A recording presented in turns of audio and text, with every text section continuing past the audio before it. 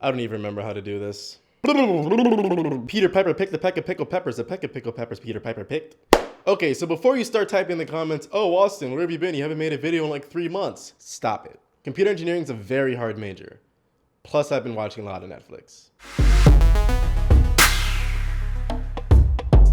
Hey, what's up guys? My name is Austin and I make tech videos because you probably forgot. So what's been in the news recently? We got some smartphones, Galaxy S6, the HTC One M9, and some new wearables. So we got the Huawei smartwatch. Damn, that looks really nice. Wait, $1,000? No way anyone's gonna buy that. Oh wait, what? Apple Watch. $17,000? So the Apple Watch, I have mixed feelings about. Pros. 1, you have an iPhone. Right now, if you want a smartwatch that runs on iOS, you only have a few options. There are a few options out there that are essentially just regular analog watches that have really basic functionality like tracking your steps or just sending information to your phone.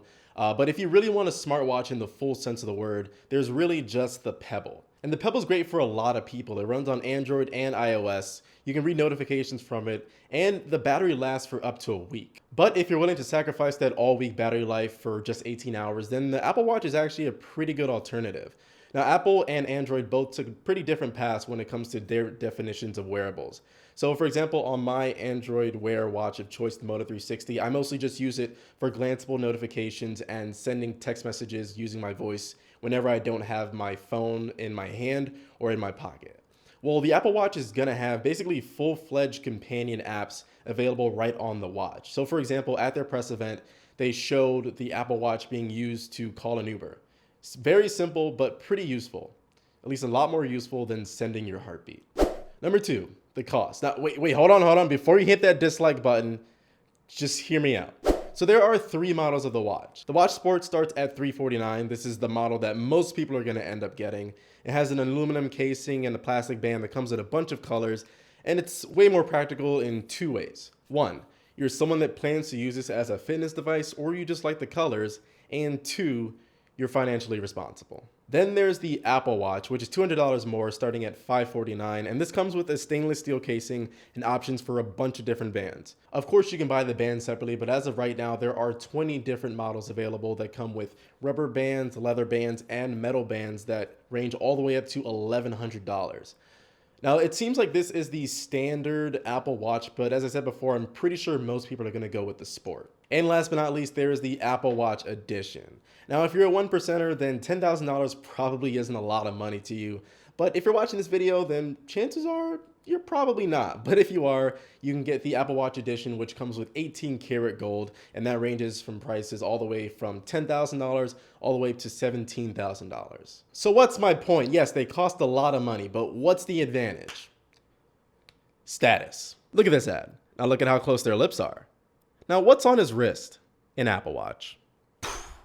3, the design. So this is pretty subjective, but a lot of people are going to love the design of the Apple Watch. A big part that's going to play into that are these customizable bands. So a lot of people have different definitions of what a watch should look like and what a watch should feel like. So having these customizable bands is going to allow consumers to really customize their own Apple Watch and really feel like it's their personal device. Now, another important thing that Apple has been doing is basically trying to make this into a fashion statement. So I'm not sure if you know this, but the Apple Watch has recently been featured on the covers of Vogue China and Self magazine and was on display during Paris Fashion Week. So this is going to make the Apple Watch seem a lot more attractive than it actually is. So those are the main advantages, in my opinion, that the Apple Watch has going for itself. Now to move on to the not so great things. Cons. 1, you have an iPhone. I still see Android Wear as a pretty niche platform, but Apple is planning on taking smartwatches from niche to mainstream. And the only problem I see with this is the functionality that the Apple Watch has. They really wanted to do everything. Now, don't get me wrong, the apps all seem fantastic, but I'm not really sure that the regular consumer would want to use their watch as basically a primary input device. Now, a lot of people said the same thing about Android Wear, but I think that most people would rather have just glanceable notifications on their wrist rather than full-fledged applications running on their smartwatch when they have a fully capable smartphone in their pocket. 2, the cost. Now, this goes without saying, but the Apple Watch is really expensive. The standard model comes in at over $500, which is basically the same price as a flagship phone off contract.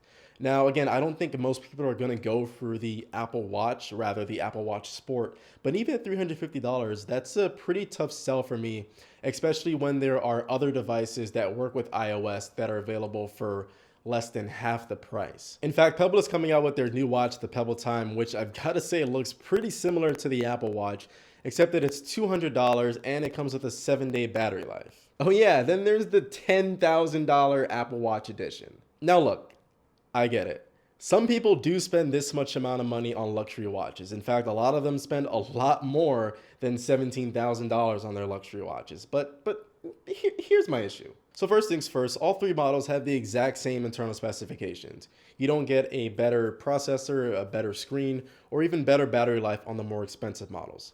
You only get better build materials, which is fair. 18 karat gold is expensive, I get it. But my main problem is this. The Apple Watch seems to be a new piece of technology first and a watch second, which means that unlike regular, more expensive watches, this thing is going to be outdated when Apple releases the new Apple Watch in 2 years or so from now.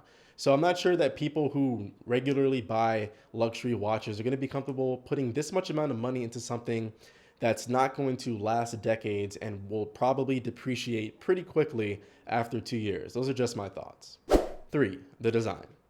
Looks okay. It's not a terrible design, but I'm not sure that most people will really want or buy into a smartwatch that clearly looks like a smartwatch, if this is going to be for the mainstream average consumer. I mean, one of the main things that drew me to the Moto 360 was the fact that it looked like a regular watch. And this is coming from someone that typically normally wears watches, but not all the time. But I still wanted something that looked good on my wrist nonetheless. And I'm not sure if people are really going to want something that has all of these fancy bells and whistles and looks like a smartwatch rather than an actual watch.